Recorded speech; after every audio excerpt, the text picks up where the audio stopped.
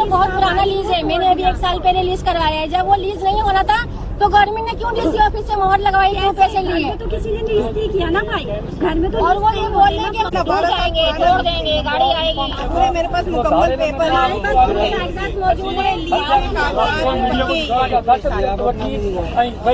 ये हमारे जो केस में हमारे कागजात सारे मुकम्मल है और फिर भी हमारे साथ ज्यादती की जा रही है। हमारे लीज कागजात होने के बावजूद, गैस के बिल होने के बावजूद भी हमारे आपकी लीज कौन सी है?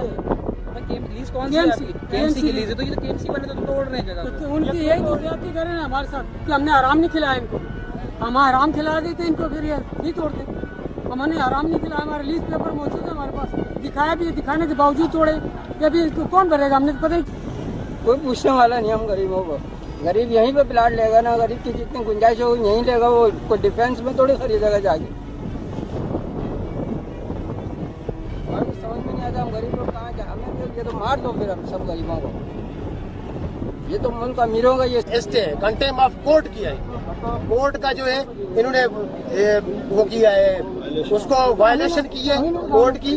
तो इनको पता है हर चीजों का। इन्होंने लेआउट प्लान मेरे लीजे, इन्हें हमारे जो भी हमारे इसके ब्लॉक के मुतासरीन है उनकी लीजें अभी तक कंटिन्यू चल रही है, कोई लीज रुकी नहीं है अभी तक। तो इन्होंने बिला वजह ना किसी को नोटिस किया है। ये गरीबों